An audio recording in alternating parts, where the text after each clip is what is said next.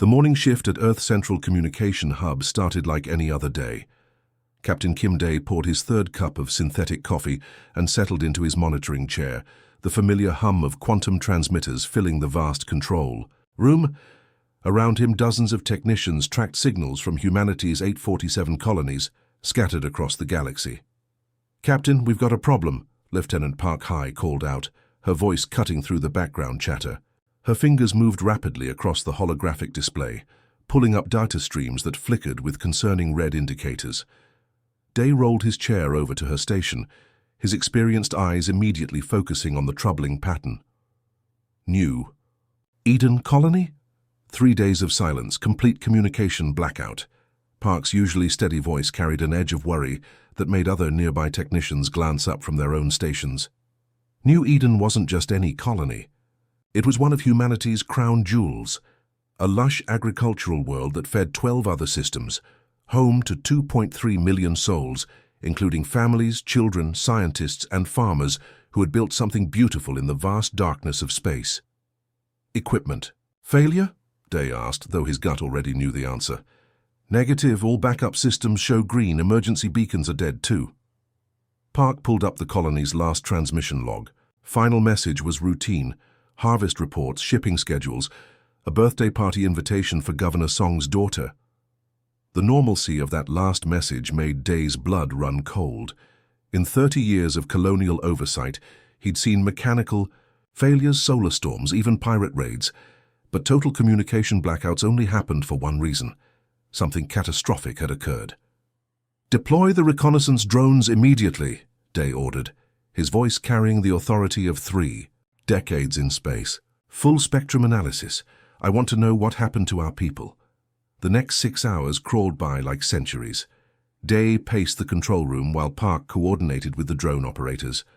Other colonies checked in with their routine reports: crop yields from Harvest Moon Station, mining quotas from the asteroid belt facilities, research updates from the deep space laboratories. Normal life continuing while somewhere in the void, New Eden remained ominously silent. The first drone reached New Eden's system at 14:30 Earth Standard Time. Its initial scans should have detected the familiar signatures of human civilization: power grids, transport networks, communication arrays, the warm glow of cities filled with life. Instead, the readings made no sense. "Captain," the drone operator called out, his face pale as he stared at the incoming data, "you need to see this." The main display screen flickered to life, showing New Eden from orbit. What had once been humanity's third-largest agricultural colony was now a wasteland of cooling glass and twisted metal. Where the capital city of Haven had stood, only a perfectly circular crater remained, its edges still glowing with residual heat. "Mother of Earth," Park whispered, her hand covering her mouth. The drone's camera swept across the planetary surface, revealing the systematic destruction of human civilization. Manufacturing centers had been melted into slag heaps. The orbital elevator that connected the planet to its space station was gone, leaving only twisted debris floating in the void. Transport hubs, research facilities, schools, hospitals, all reduced to smoking ruins. But it was the residential areas that truly horrified the watching humans. The drone's thermal imaging revealed thousands of human-shaped shadows burned permanently into walls and pavement, the final moments of 2.3 million people preserved in atomic fire. "Sir," the communications officer called out, his voice shaking, "I'm detecting debris patterns in the outer system. It looks like they tried to evacuate." The drone footage shifted to show the scattered remains of civilian transport ships, their hulls torn apart by weapons that cut through human armor like paper. Escape pods floated empty in the void, their emergency beacons long since powered down. Commander Lee Min burst into the control room, still wearing his dress uniform from the morning ceremony. He'd been celebrating the promotion of young officers to the colonial service when the emergency alert reached him. "Report," he demanded, though the horrified expressions around the room already told him everything he needed to know. "New Eden is gone," Day said simply. "Every last soul." Min's face went through a series of emotions: disbelief, horror, and finally cold rage. "Show me the attack vectors." The drone had detected something else in its sweep of the system: debris from alien spacecraft, unlike anything in human databases. The fragments revealed technology that was both advanced and deliberately predatory. These weren't exploration vessels or even military ships built for conventional warfare. They were designed for one purpose: the complete elimination of planetary populations. Analysis confirms xenotech weapons, Park reported, her technical training helping her maintain composure. Energy signatures suggest directed plasma bombardment, followed by systematic ground sweeps. They didn't just attack New Eden, they sterilized it. Min studied the alien debris patterns, his military mind already working through the implications. This wasn't random. The attack was too coordinated, too thorough. Someone planned this. A junior technician at a nearby station looked up from his analysis.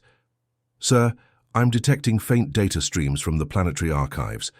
The automated systems kept recording even during the attack. The recovered data told a chilling story. The aliens had arrived without warning, massive ships that dropped out of hyperspace like sharks emerging from dark water. They called themselves the HFY Dominion, and their opening transmission to New Eden's government was brief and terrifying. 'Your species shows promise. We require practice targets.' The attack had lasted exactly 47 minutes. 47 minutes to erase 2.3 million human lives and centuries of colonial development. The final transmission from New Eden's emergency command center was a desperate plea. 'Tell Earth we tried to fight. Tell them to remember us.' Min closed his eyes, the weight of command settling on his shoulders like a lead blanket. When he opened them again, his expression had changed from grief to something far more dangerous. 'Get me Admiral Choi Jin,' he ordered. 'Priority Alpha communication, and patch me through to the President's office.' Day looked up from the continuing drone feeds. 'Sir?' 'The HFY Dominion wanted to practice on our people,' Min said quietly, his voice carrying a promise that made everyone in the room stand a little straighter. 'It's time they learned what happens when humanity stops practicing and starts playing for keeps.'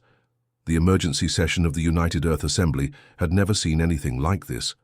Representatives from 847 worlds filled the massive chamber, their faces grim as they watched President Yoon-ha step up to the central podium. The holographic displays around the room showed the devastating images from New Eden, a constant reminder of what they had lost. "Citizens of humanity," President Yoon began, her voice carrying across the silent chamber. 72 hours ago, an alien species calling itself the HFY Dominion murdered 2.3 million of our people. They didn't attack military targets. They didn't demand surrender. They simply erased an entire world because they wanted practice. The chamber remained dead silent. Even the usual political rivals sat united in their shock and anger. "The HFY Dominion has declared war on humanity through genocide," Yoon continued, her voice growing stronger. "Today, we answer, not with words, not with diplomacy, but with the full industrial might of human civilization. We will show them what happens when they threaten our children."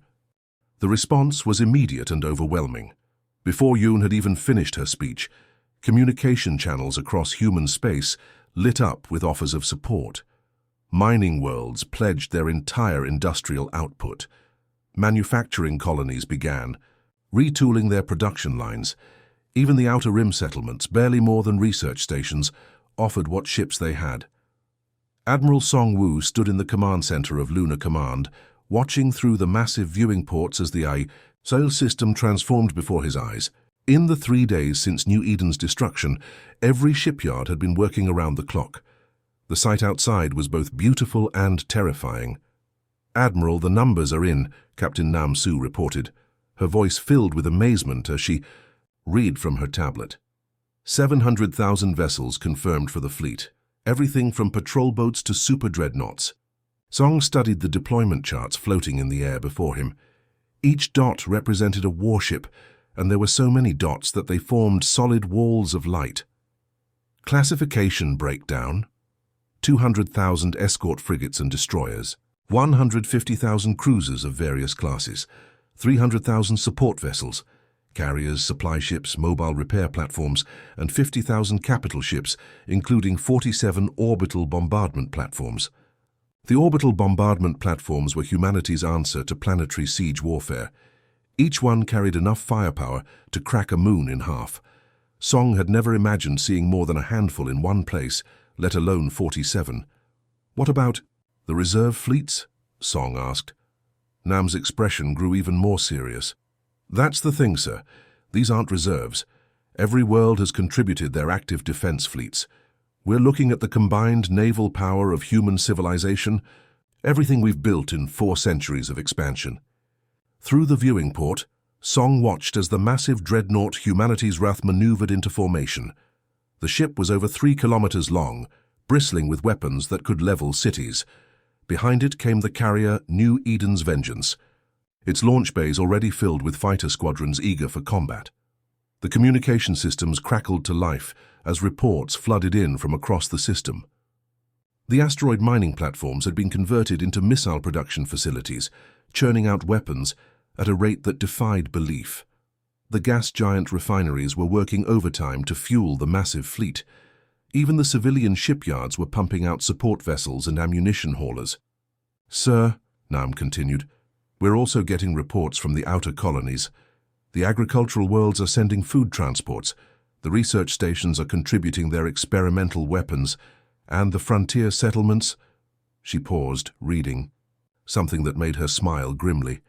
"The frontier settlements are sending their entire populations as volunteers." Song wasn't surprised. Humanity had always been at its strongest when threatened. The species that had colonized hostile worlds and built cities in the void wouldn't be intimidated by alien predators. "What's our production capacity looking like?" Song asked. "Off the charts, sir. The civilian manufacturing network has been militarized. Every 3D printer, every automated factory, every construction robot is now building weapons and ships. Our industrial output has increased by 3,000% in just 3 days." The viewing port's automated systems dimmed as another massive vessel moved. Past the supercarrier Terra's shield, its hull so large it blocked out the stars. Its launch bays could deploy 10,000 fighters at once, and its weapons could engage targets in different star systems simultaneously. Captain Nam pulled up another display, showing the fleet's composition. "Admiral, we've got something interesting. The civilian shipping companies have volunteered their entire merchant fleets. We're talking about converted cargo haulers, passenger liners, even luxury yachts fitted with weapons. And, well, sir, it turns out that when you add civilian vessels to military ones, you get some interesting results. We've got mobile cities, flying factories and hospital ships the size of space stations. This isn't just a fleet, it's a moving civilization." Song nodded, understanding the implications. Humanity wasn't just sending warships to fight the Kethvar, they were sending everything. Their technology, their industry, their entire way of life turned into a weapon of war. The communication board lit up with an incoming transmission from Earth. President Yoon's face appeared on the main screen, addressing the assembled fleet commanders. "Admirals, the final count is in. 700,000 vessels, carrying 12 million crew members, supported by the combined industrial output of 847 worlds. The largest military force in human history is now under your command." Song looked out at the endless ranks of ships, stretching to the horizon of space. Fighter squadrons moved between the larger vessels like schools of deadly fish. Supply convoys stretched in perfect lines toward the outer system, and at the center of it all, the command ships where humanity's finest military minds planned the destruction of an entire alien species.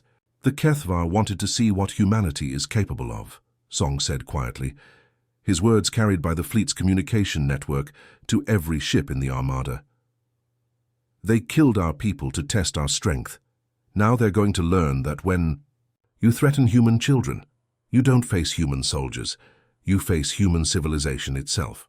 The response from the fleet was immediate. 700,000 vessels acknowledged the order, their engines beginning to glow as they prepared for the long journey to Kethvar space. The greatest armada in galactic history was about to teach the universe a lesson that would echo through the stars for millennia. Humanity's children were not practice targets. The great fleet cut through hyperspace like a knife through darkness, 700,000 human warships moving in perfect formation toward Kethvar territory. Admiral Song Woo stood on the bridge of his flagship, Terra's Vengeance, watching the tactical displays that showed the systematic destruction of an alien empire. "Jump complete, Admiral," announced Navigator Li Bo from his station. "We're now entering the Kethvar Outer Rim, the Zephon system." Through the massive viewing screens, Song could see the alien colony world of Zephon Prime spinning lazily in the void.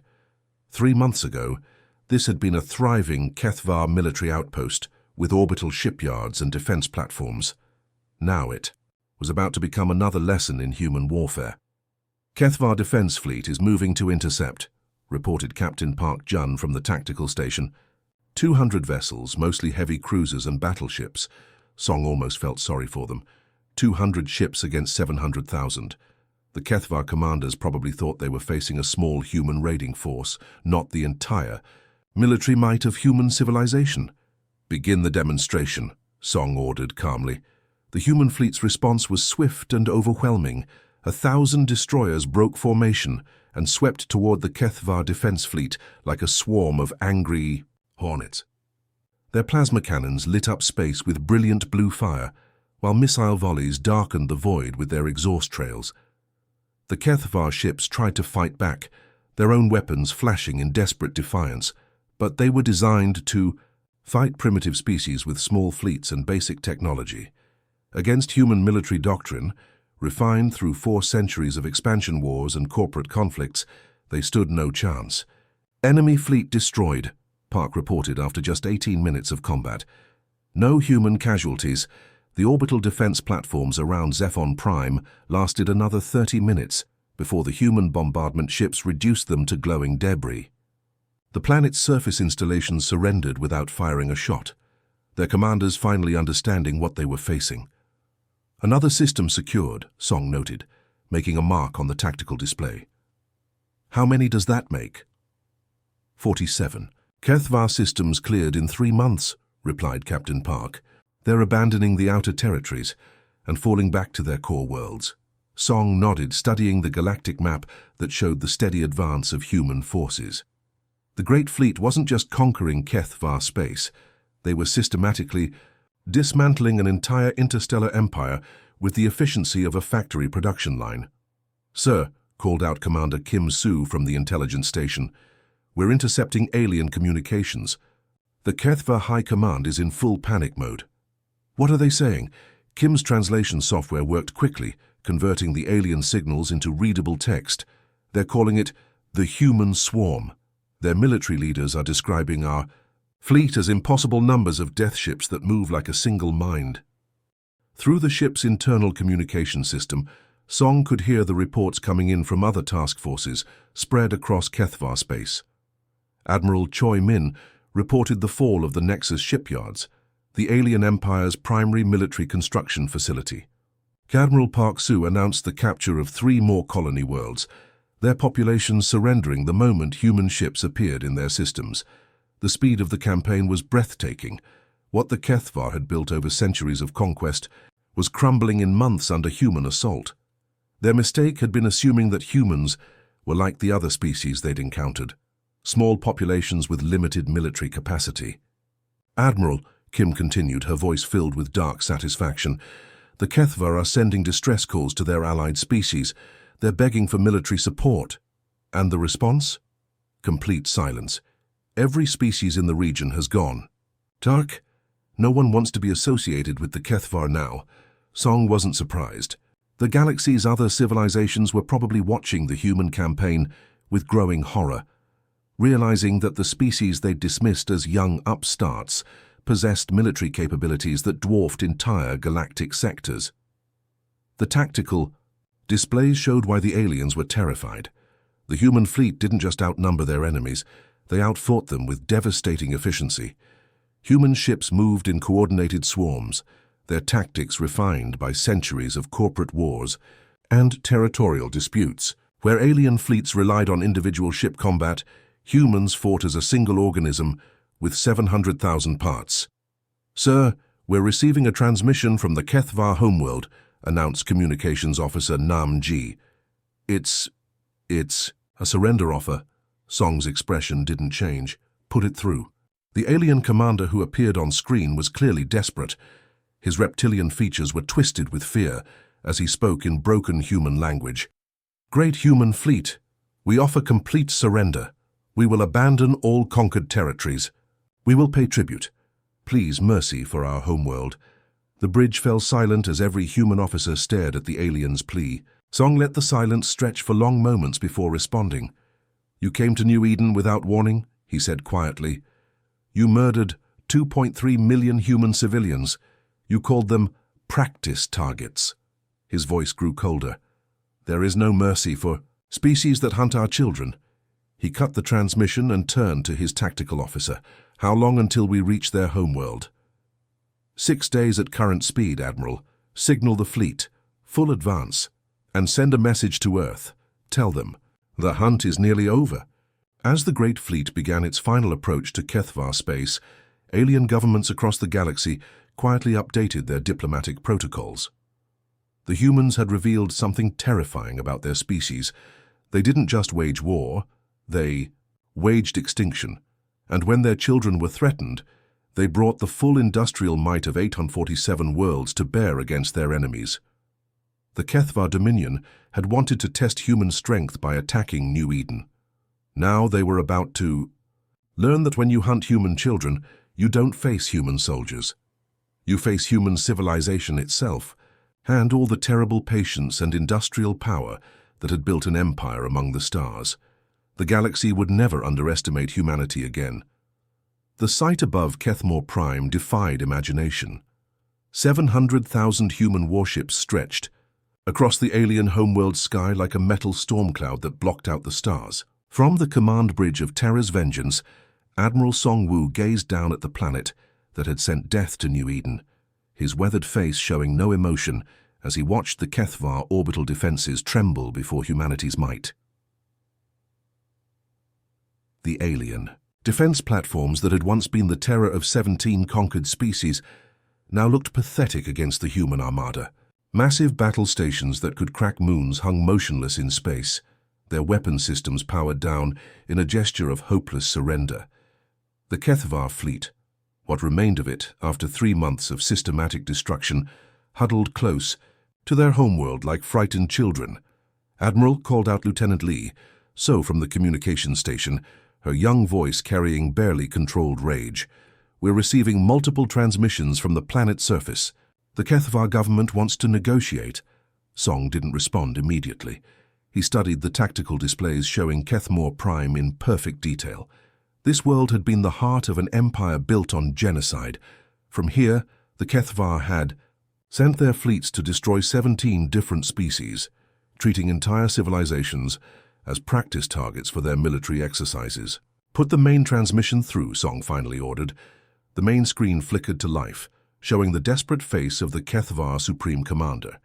The alien's reptilian features were twisted with fear, his scaled skin glistening with what humans might recognize as sweat. Behind him, other Kethvar officials cowered in what appeared to be an underground bunker. "Great Human Admiral," the alien began, his voice translated by the ship's computers, "we surrender completely. We offer full reparations for the colony you call New Eden. We will give you entire star systems, tribute fleets, anything you desire. Please, show mercy to our people." The bridge fell silent. Every human officer present had seen the recordings. From New Eden, the shadows burned into walls, the escape pods torn apart in space, the complete erasure of 2.3 million innocent lives. They had also seen the Kethvar military records, recovered from captured databanks, showing how this species had systematically destroyed world after world for sport. Song stared at the screen for long moments, his expression unreadable. When he finally spoke, his voice was quiet but carried the weight of absolute authority. "You came to New Eden without warning," he said, each word carefully measured. "You murdered every man, woman and child on that world. Your own records show you called them practice targets." The Kethvar Supreme Commander's eyes widened in panic. We were following our ancient traditions. We meant no personal offense. To your species, surely we can reach an understanding between civilized beings." Song reached forward and cut the transmission without another word.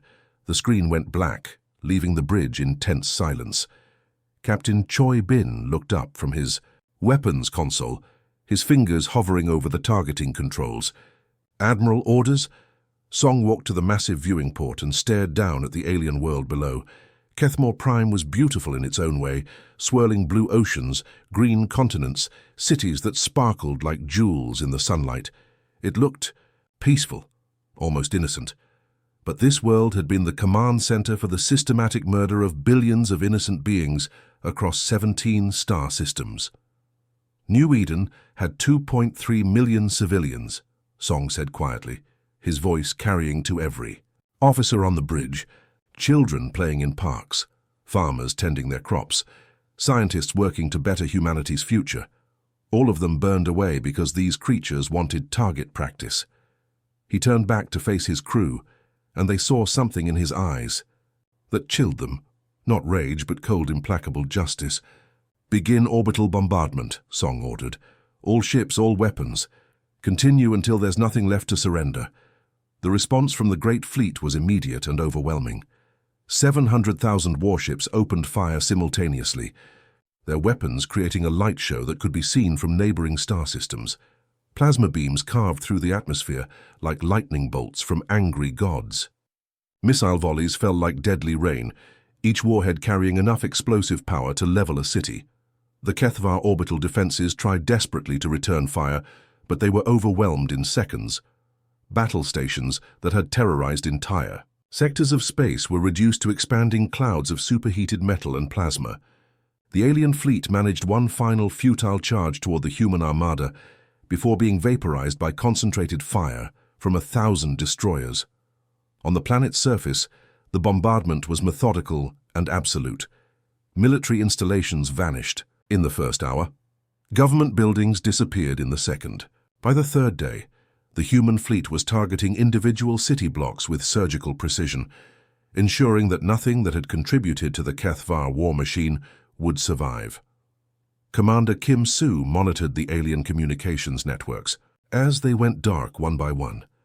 "Their military command structure is completely destroyed," she reported. "No organized resistance remaining." "What about civilian evacuation efforts?" asked Captain Park Jun. "None detected. They never developed evacuation protocols because they never expected to be on the receiving end of planetary assault."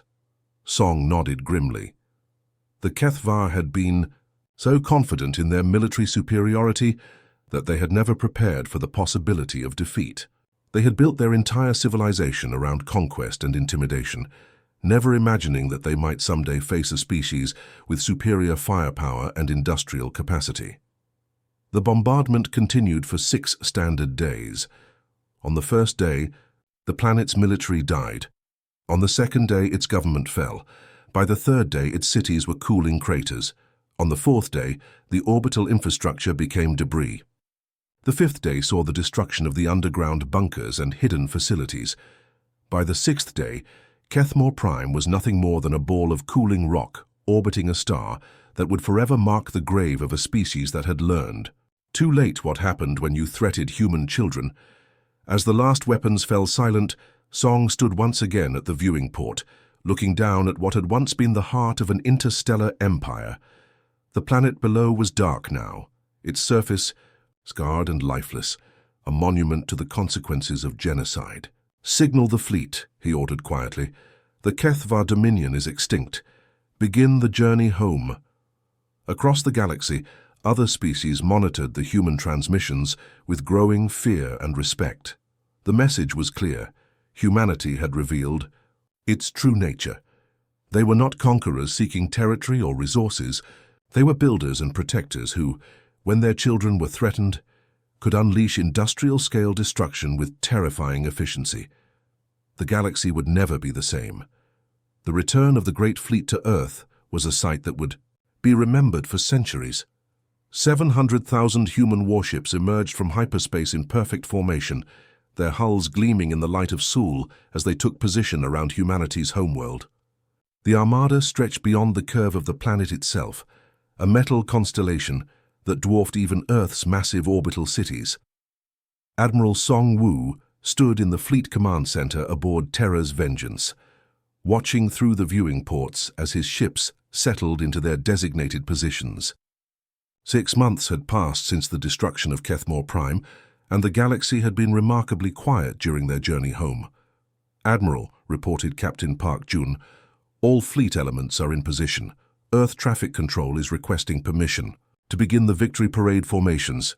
"Denied," Song replied firmly. "This isn't a parade, this is a demonstration." The difference was important. A parade celebrated victory over a defeated enemy. A demonstration showed potential enemies what they would face if they chose to threaten human civilians. Every alien government in the galaxy would be watching the human fleet's return, calculating whether their own military forces could challenge such overwhelming power. Down on Earth's surface, President Yoon Ha prepared to address not just humanity's 847 worlds, but every inhabited planet in the known galaxy. The United Earth Assembly had been expanded for the occasion, with diplomatic observers from dozens of alien species filling the viewing galleries. They sat in uncomfortable silence, knowing they were about to witness the birth of a new galactic order. "Citizens of the galaxy," President Yoon began, her voice carried by quantum transmitters to every star system within 1,000 light years. 6 months ago, the species known as the Kethvar Dominion chose to murder 2.3 million human civilians on the world we called New Eden. They did this not for resources, not for territory, but because they wanted practice in genocide. The alien observers shifted nervously in their seats. Several species had maintained diplomatic relations with the Kethvar, and a few had even purchased conquered worlds from them. Now they realized they had been dealing with a species that humanity had completely erased from existence. "Today, we announce the New Eden Doctrine," Yoon continued, her words echoing through the vast chamber and across the galaxy. "Any attack on human civilians will result in complete species extinction. No negotiation, no mercy, no survivors. This is not a threat, this is a promise." The words hit the alien diplomatic community like a physical blow. Most galactic conflicts were settled through territorial concessions, tribute payments, or limited military actions. The idea of complete species extinction as official policy was beyond their understanding. Admiral Song watched the fleet dispersal begin from his command center. Unlike previous military campaigns in galactic history, the Great Fleet would not be standing down after its victory. The 700,000 vessels were being assigned to permanent patrol routes throughout human space, creating an impenetrable shield around humanity's colonies. "Deployment status report," Song requested. Captain Nam Su consulted her tactical displays. "First battle group is taking position along the Outer Rim territories. 2nd through 5th groups are establishing patrol routes through the core systems. The heavy bombardment wings are being stationed at strategic jump points throughout human space." Song nodded with satisfaction. Every major hyperspace route leading to human territory would now be guarded by ships capable of destroying entire fleets. Any alien force attempting to approach human colonies would face overwhelming firepower before they could even enter a star system. The communication boards throughout the Fleet Command Center were lighting up with reports from across human space. Captain Kim Dae, recently promoted to oversee colonial communications, coordinated the incoming data streams with the efficiency of a master conductor. "Admiral," Kim reported, "I'm receiving status updates from all 847 human worlds. Every colony is reporting normal operations, increased security, and something interesting." "Go on." "Trade requests. We are getting thousands of requests from alien species, wanting to establish peaceful trade relations with humanity. It seems everyone wants to be friends with us now." Song almost smiled at that. Fear was often more effective than friendship in maintaining galactic peace. The alien species weren't reaching out because they suddenly respected human culture. They were terrified of sharing the Kethvar's fate. The tactical displays showed the broader picture of how the galaxy had changed. Alien military buildups that had been in progress for decades had suddenly stopped. Species that had been preparing for territorial expansion were now focusing on defensive measures.